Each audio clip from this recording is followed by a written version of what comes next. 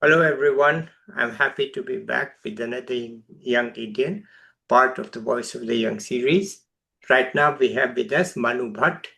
Let's listen to Manu. Over to you, Manu. Respected sir, as well as the audience, thank you for having me here. It's a pleasure to be in such a platform wherein a lot of eminent speakers have presented their views, and I'm happy to be able to present my views to be provided this opportunity. I am currently pursuing my undergrad in economics at Madras Christian College. It's a college in Chennai.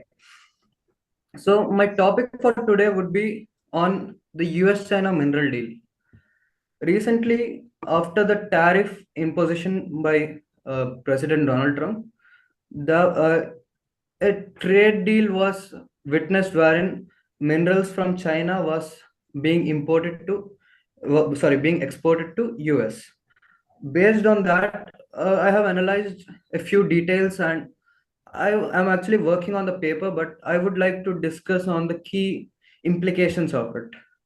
Now, if we look at minerals, there are a few critical minerals such as lithium, dysprosium, terbium, samarium, etc. These minerals are called as rare earth minerals. They are on a more upcoming scale because if you look at the current situation, we are at the epidemic of climate change. Climate change is affecting us quite significantly. The weather changes, the temperature changes, the polar caps are melting. This is all significant issues that we are facing right now.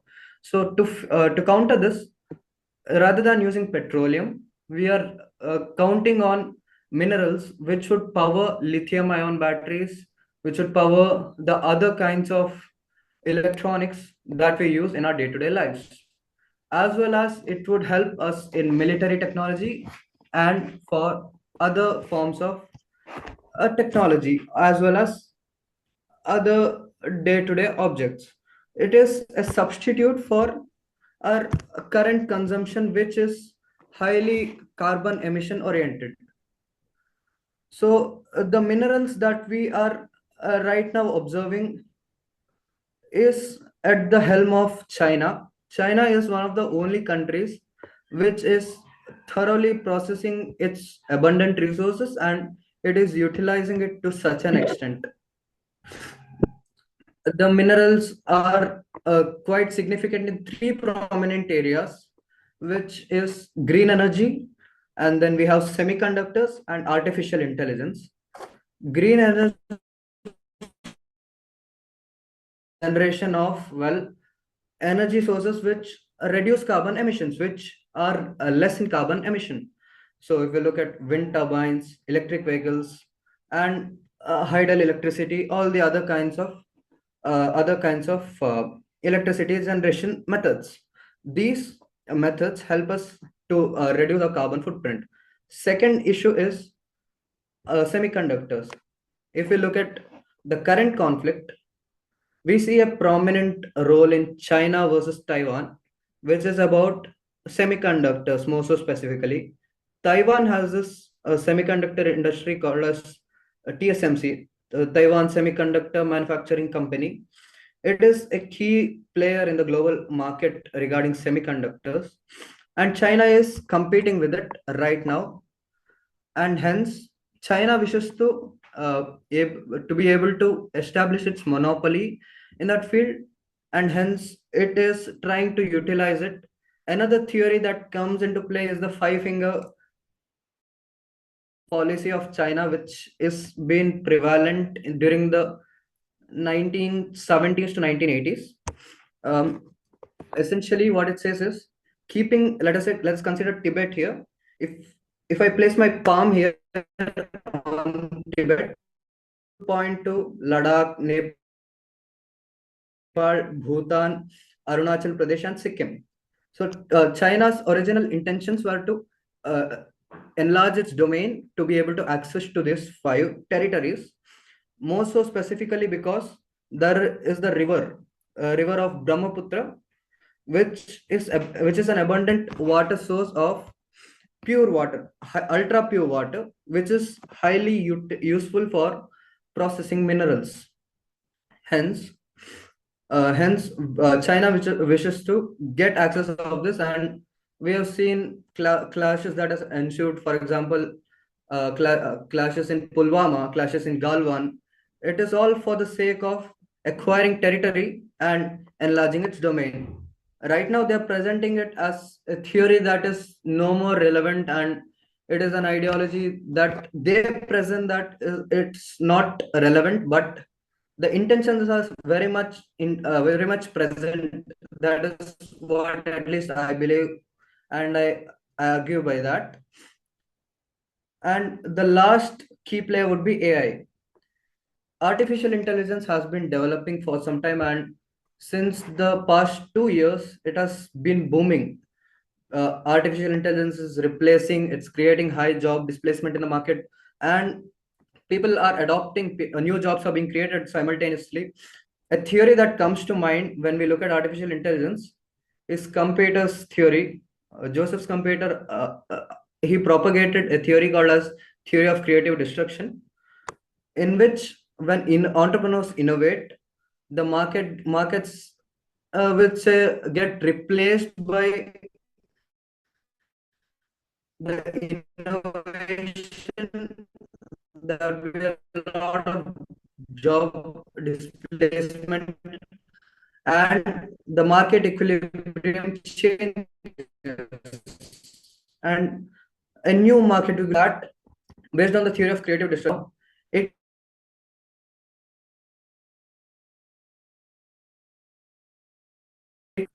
and there could be a whole changing global order. One more one more issue that I would say is the rising issue of military alliances. Because of the mineral deals, what we have seen is in the regional military alliances such as Quad, Quad Summit, which is India, Japan, Australia, and US. And then there is AUKUS about Australia, United Kingdom, and US. And NATO, they are all lobbying hard to get the minerals. They are very much passionate and keen on acquiring the minerals for their for establishing the monopoly in the mineral market, because it is a quite new segment. If we look at it, the securitization of supply chains as well as the dual use concerns, such as people justifying that they are using minerals for civilian purposes, but then they are developing military weapons. That is a big issue that we are facing right now. The second issue is there are a few sanctioned countries. When some There are some countries who hold the sanction powers, and they misuse the powers that they have upon the other countries by establishing sanctions in a wrong way, which could harm the people of the domestic country.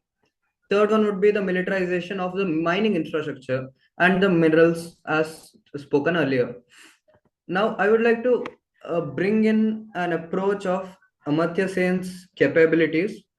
Now, Amartya Sen had originally propagated for quality of life, and he said that when we look at economics and when we look at the policies that are introduced, rather than just focusing on the economic growth, which is a very good metric, we should also focus on the quality of life. We should also focus on the human well-being. We should also focus on the human freedom. If we look at those ideas, those aspects, we don't know what could happen. Anything could happen when we look at the minerals, because as we see, the world is becoming increasingly volatile, because of which the minerals being likely to be militarized is higher, and the freedom of choice for the consumer is being reduced. Hence, that is an issue that we are at the helm of. And lastly, what I would like to point out is my thoughts on the semiconductors as well as this whole mineral deal. The mineral deal right now is at the nascent stages, and it has emerged as a new concept, but the minerals are gradually replacing the petroleum, and there could be a potential of having a mineral OPEC, which is Organization of Petroleum Exporting Countries. So, in the same way, there is an OPEC, there could be a separate governing body for minerals, as well as there could be a lot of minerals. Conclusion is that minerals are drivers of innovation, but at the same time, they are also sources of coercion. They could lead to destruction as well as creation. It is in this thin equilibrium that we balance upon, and that balancing on the equilibrium is what we need to focus on, and trying to build up our relations with different countries, different nations, and getting into getting into treaties is the right thing for India to do. That's what I believe, because right now India has a lot more scary thing in the geopolitical conflict, wherein uh, there are a lot more people who are against India. That's what I feel. So, if India could leverage this and be establish its relationship better, that would be the right thing for India to do. That was my presentation. Thank you.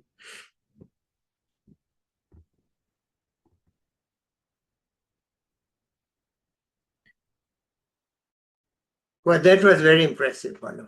I am so happy that you have prepared yourself so well on a subject. I'm sure we don't teach this in the economics classroom. It's all gathered from your own knowledge outside the internet and various sources, and you have put it together. Now, we could always discuss your point of view, but that is not the purpose here. Purpose here is that you come and talk about what's on your mind, and you have done that very well. Yes. So you have validated my rationale for this channel, which was very simple. That young Indians today, many of them are very good, and they don't get a chance to speak their views, and nobody listens to them who's senior. So I said, heck, I'm going to listen to them, give them a chance to speak, and I'm going to listen to them. And what he said proves me right. I didn't do any market research or any such thing. I said, I know it. He said, how do you know it? I just know it. You just proved me right. Okay. Because you have certainly Thank uh, you. looked at it from many different points of view, different angles, different perspectives, and you have come up with theory, a hypothesis, and also suggestions and recommendations for India. It's international in scope, but you have recommendations for India. So I'm very happy. Okay. This is the right way to go about what you are doing. Okay. So congratulations. Okay. With that out of the Thank you, way, sir.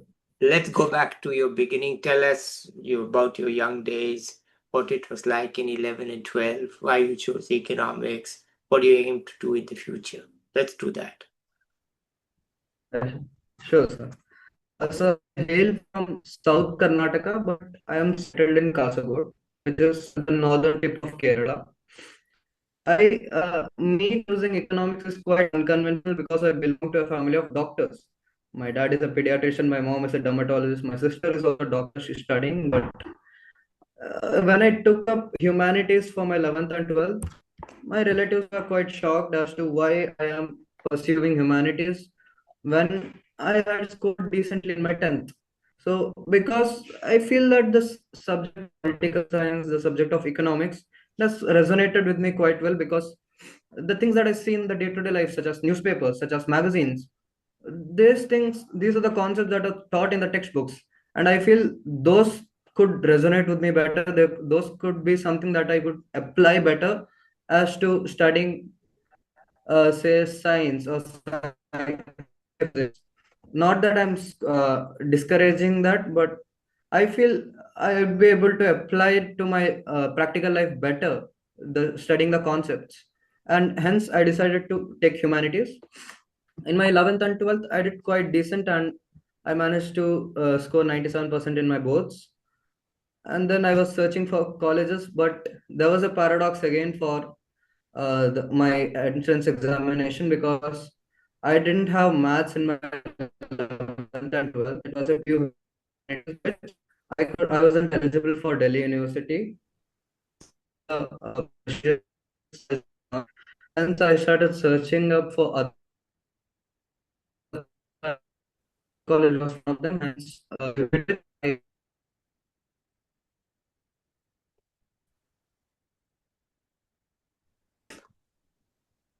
So we had an internet glitch.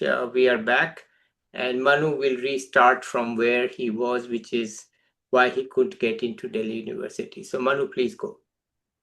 yeah, since I was belonging to pure humanities, I wasn't eligible for most of the Delhi University colleges because they have a requirement for having studied maths in my 11th and 12th. So hence I started searching for other universities which were quite good, other colleges. And Madras Christian College was one of the final options because of which I chose this college. And now, if we look at economics, I would say started from a book which I really like is called Cain and Abel by Jeffrey Archer.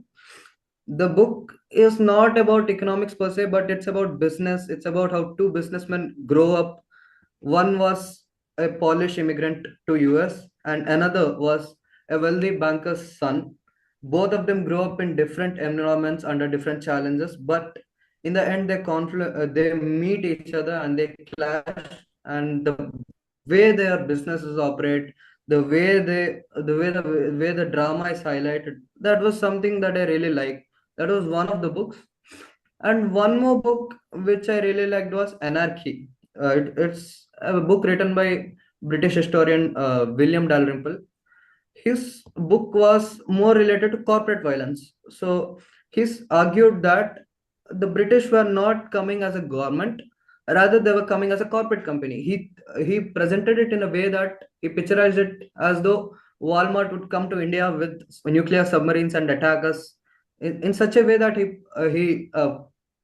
picturized it that the readers would engage with it, and he showed a few horrors of the British as well. But the book was really engaging. Those two books I really liked. Those two books were the ones which initiated me into economics as well as class NCRT. Class 10th NCRT book, there was this chapter called as Money. Those spoke about how the banks operate, how the currency works. All these three books had an impact on me as to why I chose economics. Okay, and how are you doing without mathematics? In my 11th and 12th, because of the fact that I didn't have mathematics, now I do. I have calculus, I have algebra, and I will have econometrics. In the beginning, it is a huge learning curve. It takes time for you to adapt, and then it's all about repetition and practice. Over time, I just get adapted to it. So I'm enjoying the process, honestly. So did you take a course or did you self-teach yourself? I self-taught myself YouTube, and also I asked the professors for more explanation. Okay, so you could do calculus yourself. Basics of calculus, not too advanced, but Yeah. I was managing myself. Okay. Algebra also you could do with YouTube and so on, right? Yeah. Okay, wonderful. This is the true example of young India today, that you do it yourself because the knowledge and teaching are available on YouTube or some other channel, and you just do it and you follow it, and you get a little bit of help from your teachers, and you're done.